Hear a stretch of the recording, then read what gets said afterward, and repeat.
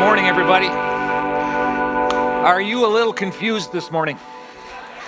So if you're not, you've never been here before. We have changed the configuration just a little bit. I'll tell you why we're doing that in just a bit. So if you're a guest of ours this morning, this isn't typically how we have our chairs. Usually they're in rows, but we're doing something. And here, let me explain to you what this is all about. The last 3 or 4 weeks, we've been digging into someone's personal mail. And it's a letter, an ancient letter that was written around 61, 62 AD from a guy who's incarcerated in a prison in Rome, likely in Rome anyways. And he sends this letter to some friends that he had met 10 years earlier in a city 800 miles north and east of where he's at. That city is the city of Philippi. The author is Paul, and as I said, he had visited it 10 years earlier, and he had a message for them. And it was a really revolutionary message. It was a message that as much as they thought Caesar was king, there was someone else who was king. His name is Jesus. And as much as Rome would want to sell the message that salvation comes through Rome, Paul was saying, no, salvation comes through Jesus Christ. And as big a deal as it would be to be in the empire of Rome, Paul came along and said, actually, it's a bigger deal to be in the kingdom of Jesus Christ. And so he got himself in a mess of trouble, right, for saying that kind of thing, which will happen. That's why he's in jail, by the way. So all the folks that he met in Philippi know is that he's in jail someplace in the kingdom. They think probably Rome, so they get one of their own, Epaphroditus, to travel to Rome, find Paul, which he does, spend some time with Paul, and Paul says, I want to send a letter back to my friends in Philippi telling them how I'm doing. So he gives that to Epaphroditus, takes it back to Philippi, and probably one Sunday night, when Epaphroditus gets back to town, he gathers everybody in the courtyard of probably Lydia. She was a really wealthy person, had probably the largest home, so functionally that made sense. And he stands up and he reads this letter from beginning to end. And we've been reading parts of it each week. I want to read another section this week. So what does that have to do with facing one another?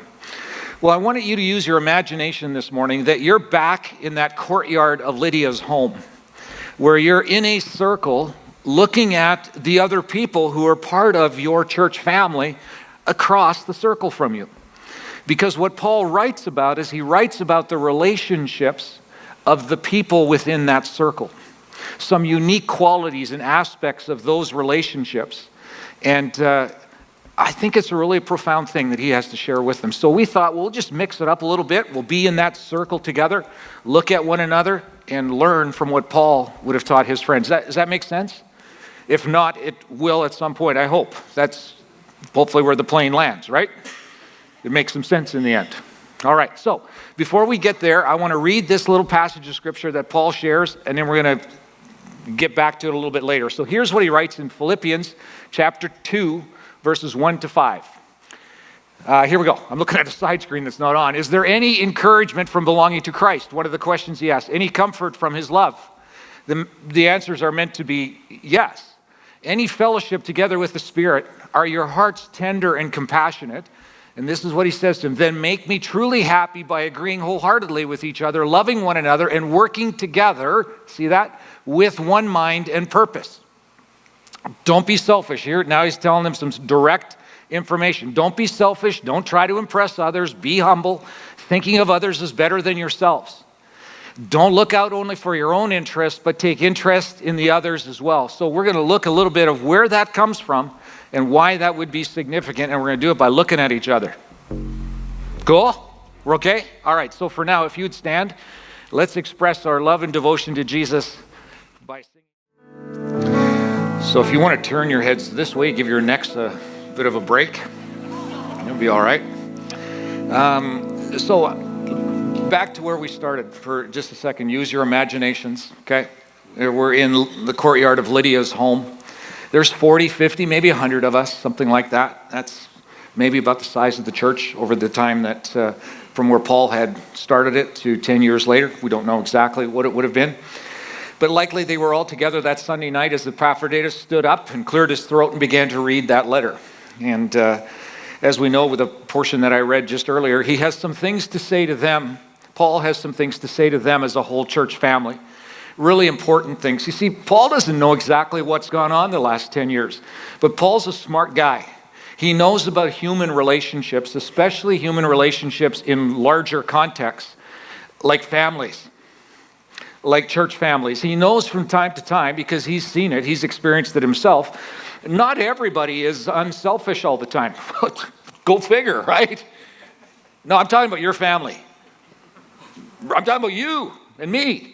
We're not unselfish all the time. So he writes to them knowing, I'll bet over the last 10 years, that group of people have struggled with selfishness. I bet they have.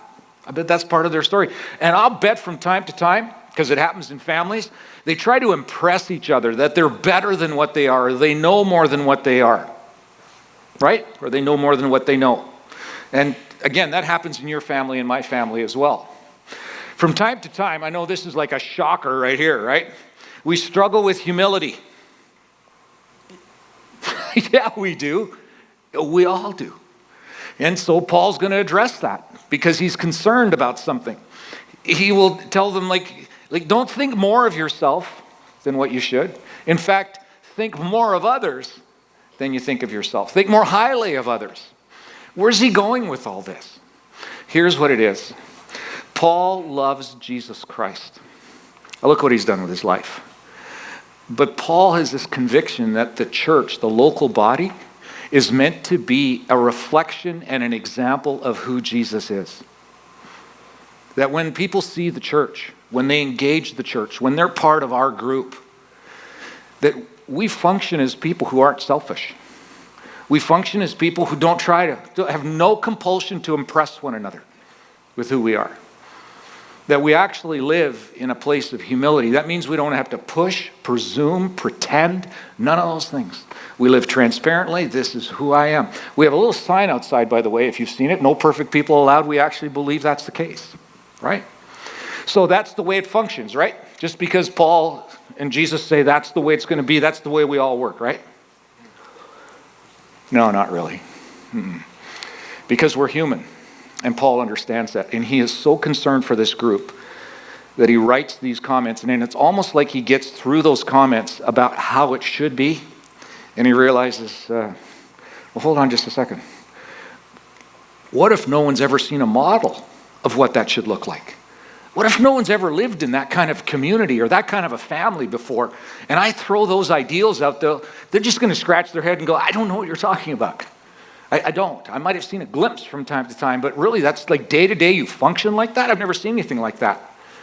And it's like, I don't know if this is the case, but it's like Paul's sitting there going, I have to give them some kind of an example, something that will make this believable, something that will in turn cause that group of people in Philippi and Copper Hills some 2,000 years later to so function as a community like Jesus functions with them, that they'll actually begin to think increasingly like him, and then they'll be mistaken for him. And that's his grand idea. And so as he writes this, he comes up with an idea. He says, I know what I'm going to do. There's this song. I know that song that they all sing. I'm just going to cite and recite the lines of the song to them because they're all familiar with it. And they'll probably join in partway as I recite these lyrics to them. Now, this is what he does. We don't know where the song comes from. This is totally Brad's imagination.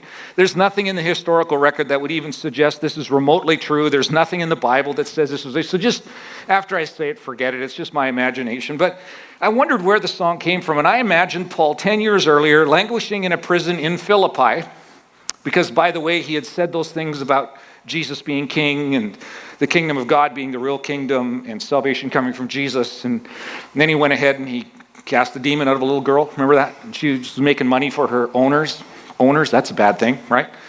And suddenly they don't have income anymore and the whole town rises up and they throw them into jail. They get lashed. And there they sit in prison. And I just imagine Paul and Silas, because they're together, suddenly Paul starts... a song comes to his mind, and he starts writing down the lyrics for it. And Silas, because he's the musician, which we have no idea if he was or not, right? But just go with me. He starts coming up with the melody for this thing, and they put it together. And right about midnight, they're belting out the words to this song. Earthquake happens, doors open up, they go out set free. Like, it's just, what a moment, right? They go back and meet everybody in Philippi and they teach them this song. And for the last 10 years, they've been singing this song. Now, none of that is true. All we know is that it was a song or a poem of some kind that was very dear to Paul. And now he's going to remind them of the song they probably knew. So what are the lyrics to the song? Well, these are some of the lyrics to the song. And remember, it's about their interpersonal relationships as a community. And he's trying to point them to someone they all know and saying he's the example. He's your model of how this should work. Verse 5 says this, you must have the same attitude that Jesus Christ had. No surprise there. Any of you fallen off your chair shocked with that one? No, he holds Jesus up as a model. So then the logical question is, so how did Jesus do it? What were the markers? How did he function? That we could learn from him. How did he get it right? Why would he be the model? What is it about what he did? Well, again, we're in that community together, and this is what he says. This is the first line, first stanza of the song. Your attitude should be the same as that of Jesus Christ. Here it is. Though he was God, he did not think of equality with God as something to cling to. Okay, point one here. A little bit of Greek. What it says here is that Jesus was in every way God. He had all the attributes of God. He had all the characteristics of God. So some of the things we assign to God is holiness, right? Jesus was holy. We assign things like, well, God knows everything, right? There's no surprises to him. Jesus knew everything. He had that attribute. He knew what was going to happen. He knew what was going to go down. He knew. He's all powerful. God's all powerful, right? Well, Jesus had that attribute as well. That means he can change things. In fact, Jesus was there at creation. He's the guy that was part of the Trinity that made something out of nothing. Try that one. How's that work for you?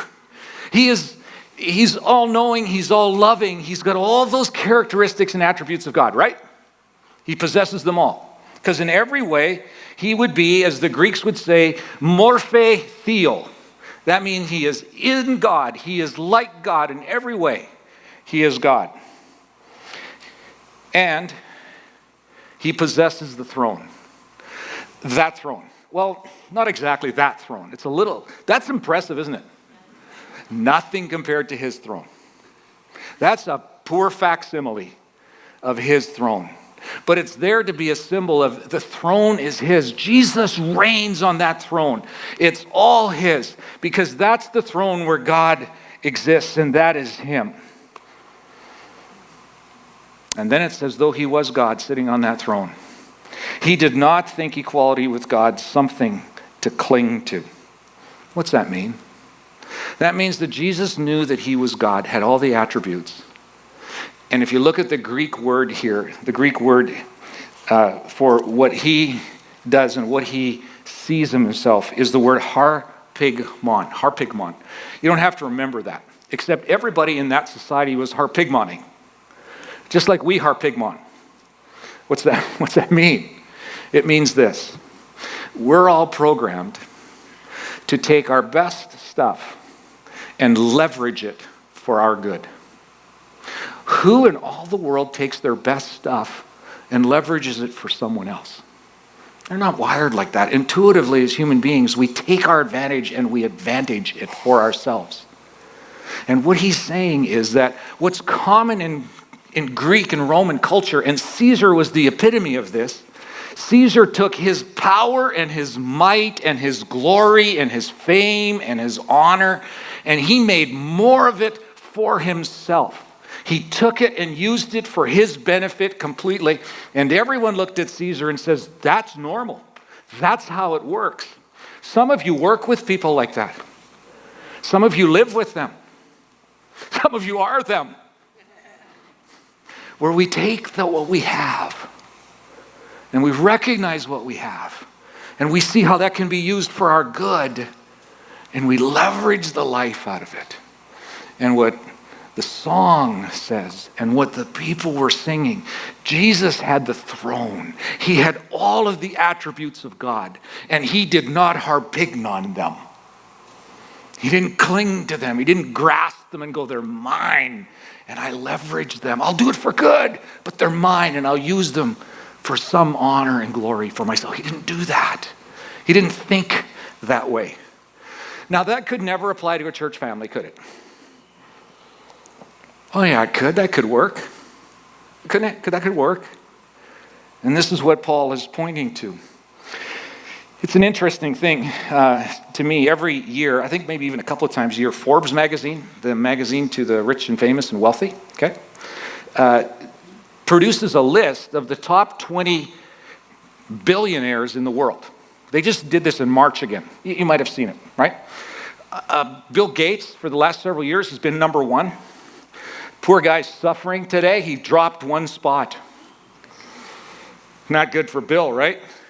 The guy that took his spot is the guy by the name of Jeff Bezos. Does that ring a bell for any of you? Amazon, that's right. He runs Amazon. Tomorrow's his day, right, by the way? Prime Day. Are you all participating in that? Get big deals, right, from Jeff Bezos? Okay, his net worth has been estimated to be $112 billion. I can't fathom that. I'm cool with just a couple of billion myself. I'd be okay with that, right? 112 billion, okay? Why does he keep the 112 billion? Now, this is no comment on him. He might be an incredibly benevolent guy. I'm not making a comment about that. But his 112 billion is equivalent to the entire value of the poorest 4 billion citizens of this world. One guy has more than 4 billion of the residents of this planet of ours. Why doesn't he give it away when half the world's population live on $2 a day or less? Can I tell you why he doesn't? Because it's his. He earned it, probably. He made some great investments and some wise. He's an innovative guy, and he should get credit for that, shouldn't he? I mean, it's his stuff, right? He should get to use it however he wants. That's just fair in our American world, right? Well, that's right. Only thing is, that's not how Jesus approached it. He's got all this 112 billion plus, has the throne of the universe. And he says, I don't have to keep it. I don't have to hold on to it. And you know what he does?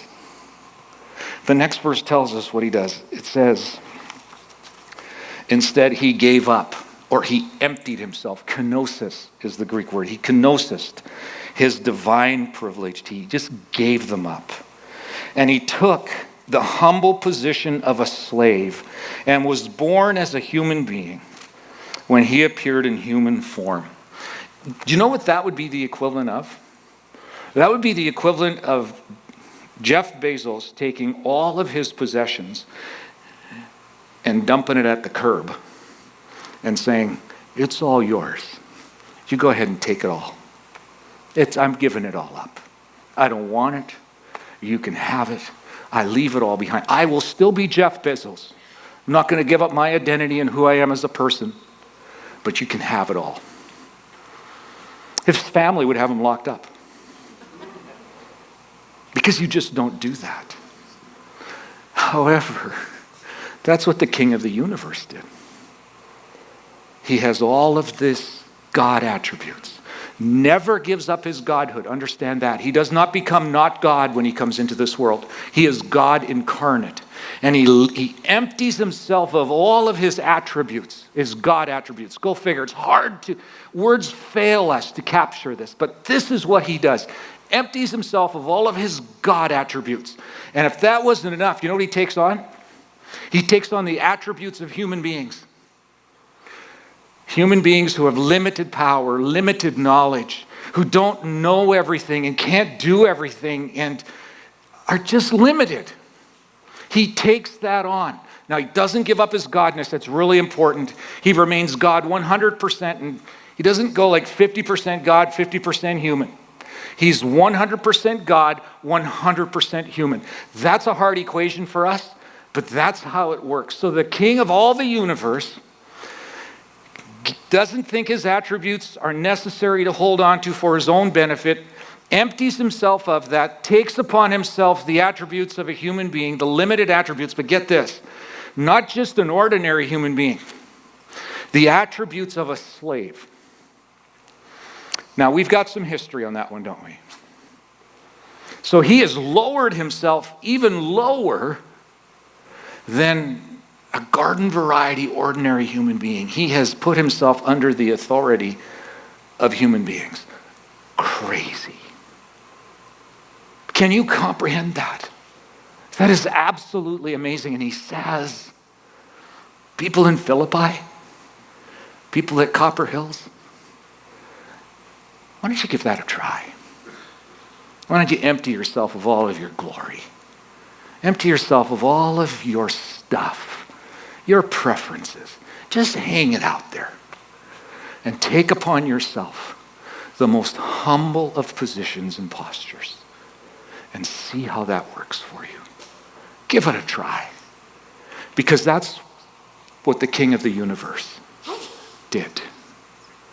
Oh, it gets more interesting than that. Verse 8 says this: emptied himself, took on the attributes of a slave, and then he humbled himself. I thought he had done that already. Yes, but not to this degree. It says he humbled himself in obedience to God. And what's God going to ask him to do? God's going to ask him to go to the cross. Do you know that the way to the cross and the way to Christ is through the valley of humility? There's no other way there.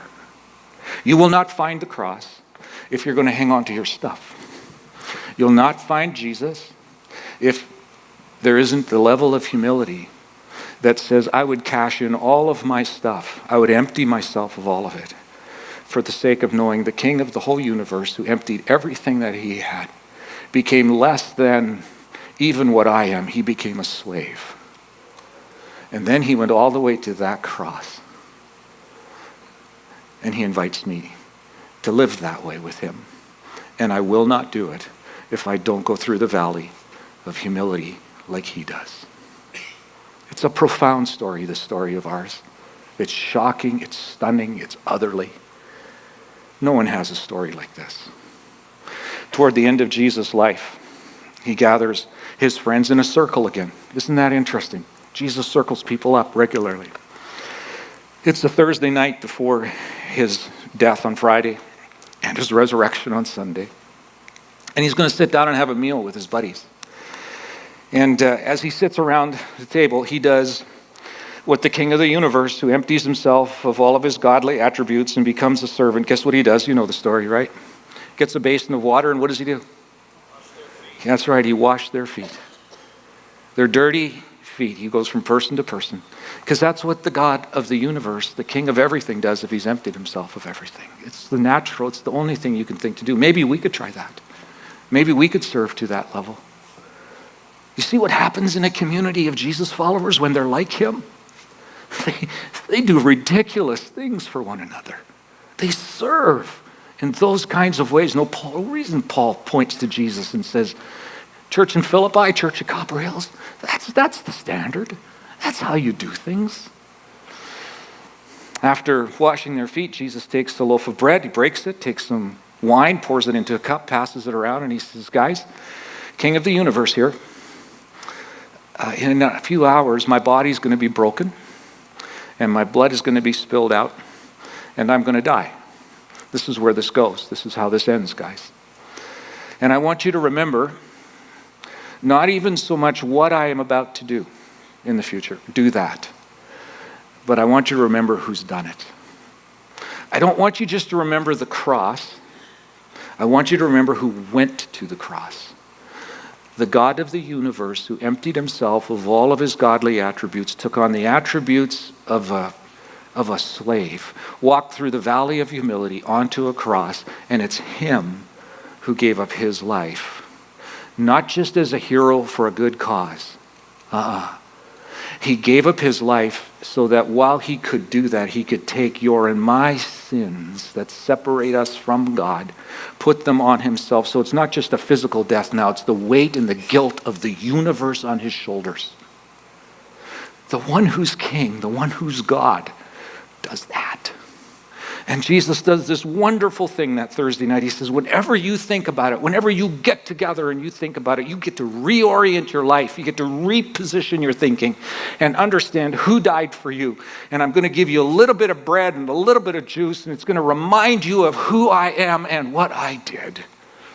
And you participate and you celebrate that in unity.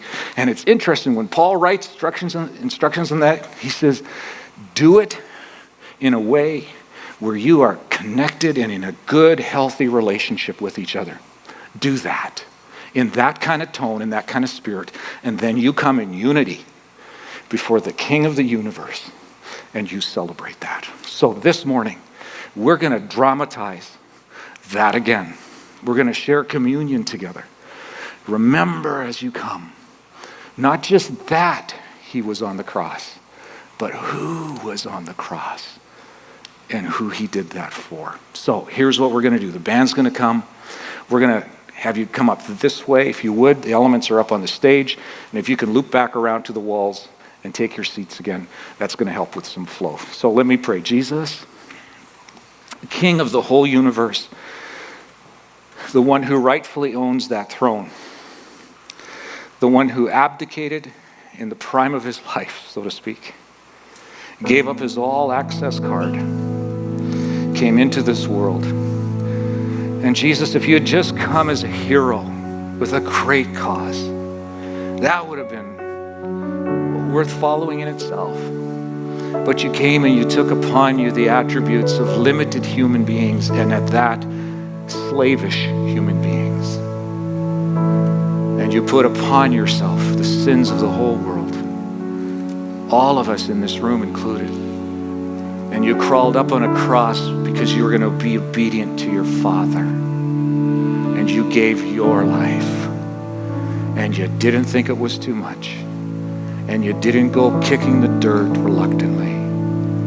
You say you did it with joy for the likes of us. Jesus, thank you. We're going to celebrate that now. So thank you for these symbols, but mostly what they mean and who they point to. Thank you for coming as our Savior.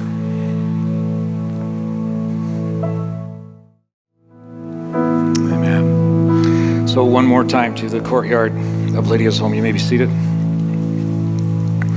I imagine as Paul's writing this and Epaphroditus is sharing the lyrics of that song, they get to the last part of the song, and I just somehow imagine everybody joining in because they can't hold back anymore. They've already heard the lyrics of how God, eternal God, the King, empties himself, comes to a cross. And then it says this, therefore, because of what Jesus had done, because of who he was, something changes. It becomes a glorious anthem of praise. This is what it reads. Therefore, in response to what Jesus did, this is what God did. God elevated him to the place of highest honor. Honor got redefined. You see, honor in that culture was Caesar. Caesar got the honor. He got most honor of everybody. And he had everything. And he kept everything. And he was powerful. And he was mean. And he was all those other things. Jesus empties himself. And now God really defines what honor is. Honor is that. Honor is giving everything away for the sake of someone else. And he gave him, this is God gave him Jesus, the name above all other names, that at the name of Jesus every knee should bow in heaven and on earth and under the earth, and every tongue declare that Jesus Christ is Lord, to the glory of God the Father. And as I imagine they're all singing together, they're on their feet, and they're belting this out. They are declaring an act of treason against Caesar by doing it. Because Caesar was God, right? Caesar was king. The kingdom of Rome was the kingdom you wanted to belong to, and salvation came from Rome. And they're standing up now, and they're declaring to the whole world, no, Jesus Christ is the name above every name. Guess whose name his name is above? Caesar's name. You don't go around doing that in the Roman kingdom and keep your life. And tens of thousands of Jesus followers lost their lives because they said, one day, Caesar, one day your magistrates, one day the people who have taken our stuff, one day our family members, one day my boss, one day those people around me, they're going to declare that Jesus Christ is king. That's what they're going to do. And they're going to fall to their knees in front of him. And they are going to declare who he is. That's going to happen. We think of that as being an end times kind of thing. No, today is one of those days where we get to make that declaration already. If we know that, we know he left here, went there, and he's been given his throne back. We can have one of those one days right today where we can go on our knees and we can say, you are the king of everything. You are. And I give everything back to you. What I have, what I am is yours. It's yours. You know, we're told that at the end of time, that those of us who have said yes to Jesus and given our lives and let him take our sin and give us spiritual life, that there's going to be a blessing for us, some kind of crown or reward or something like that. We'll have to figure out till we get there what that exactly looks like. But here's what we do know, that whatever it is that we're given, we are not going to put it on our heads as a crown for ourselves. We are going to place it at the feet of the one who holds the eternal crown. We're going to take it off because we can't think of anything else to do, because anything good in our lives has come from him and through him. Under your seat this morning is a paper crown. And you're invited, if you want to take it and to think of it as your life, your stuff, who you are. And if you would want to, just like we celebrated communion in a graphic way, which was like from Jesus, this is like not a directive from Jesus. This is a directive from Brad, I guess. But if you would want to participate, and what happened here to there to back here, and the king now reigns on his throne, if you would be compelled to take what you are and all that you have, and to say that crown represents, it's from Jesus, but I want to take that crown, and I can't do anything but throw it at the feet of that king, whose throne is filled with the glory of the one whose name is so beautiful. So if you want to do that, you take your crown. We'll do it like communion. You can start over at this end and come this way, loop back to your seat. If you don't want it, that's cool, no problem. But if this is sincere in your heart, and the Spirit of God would so move you, bring your crown, throw it at the foot of this throne, and in that way say, Jesus, you can have it all of it.